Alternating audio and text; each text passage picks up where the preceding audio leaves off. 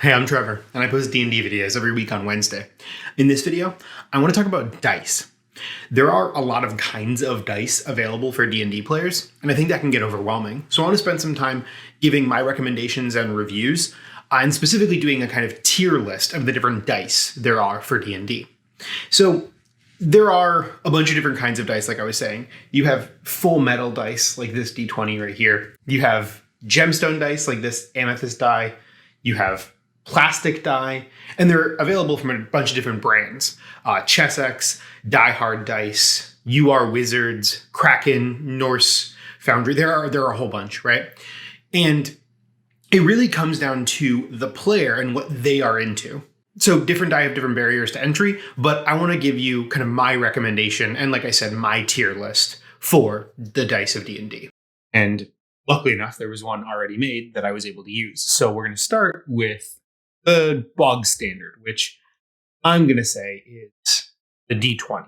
For D&D, I think the D20 is the most run-of-the-mill, most common die. Like I said, I showed a couple of D20 earlier in this video. And I think a D20 is S tier. I don't think there's any argument about that. I think that D20s help kind of, when you see a D20, you think of D&D, or at least D&D type systems. So my vote for the D20 is definitely S tier.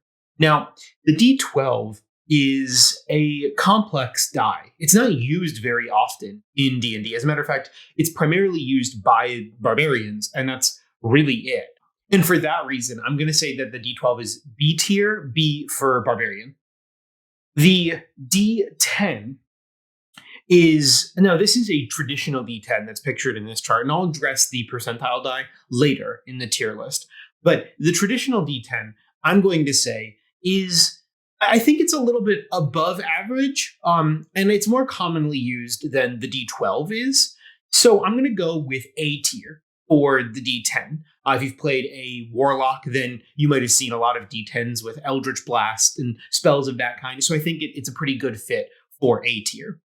Now, the D8, I think, if we're talking about D&D, it's a pretty common die. I think a D8 is a safe bet for C tier. I think the D6 is probably a fairly common die as well. That said, because of how run-of-the-mill it is and how generic it is, it's one of the die that shows up, or it's the die that shows up in non-D&D games the most. I'm going to say it's a little bit worse than the D8, which means I think it'll fall into D tier for the D6. I don't have necessarily anything against the D6. I just think it's a bit boring. When you see a D6, you don't think of D&D. When you see a D20, you think of D&D. And finally, the last die that we're going to address it's the second to last die. The last one's not technically on here. The second to last die that we're going to address is the D4. And D4s are essentially just caltrops disguised as die, so that's going to be E tier. I don't think that they're never fun to read. They are the least fun to stand on, or to accidentally step on. And for those reasons alone, I think that as much as Magic Missile is a fun spell, I think the D4s are bottom of the barrel when it comes to the die tier list. Now, I don't have it in this specific tier list, but I do also want to address the percentile die. And while the D10, the standard D10, I think is A tier, I think that it is a pretty good die. It's kind of fun to roll. Like I said, it's common with Warlocks. I think the percentile die, and again, I'll just move this one to denote it. I think the percentile die is actually also E tier. I've been playing D&D for ages, and I cannot stand reading percentile die. When I have to roll a D10 and the percentile, reading them, I always have to I feel like an idiot. I'm like Googling which one is which it's too complicated. It should be easier. And for that reason, the percentile die specifically is E tier. But our old buddy, the normal D10, is, as we discussed previously, definitely A tier.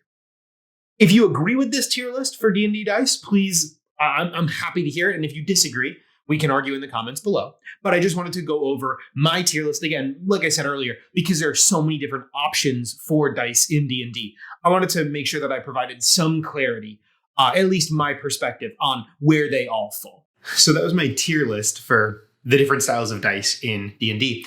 I hope you liked it. I've always liked tier list style videos personally. I've never done one, obviously, but I hope it was enjoyable. If you have any questions or have any recommendations for things that I didn't mention or have a tier list of your own, feel free to drop it in the comments. And as always, be safe. Make smart life choices.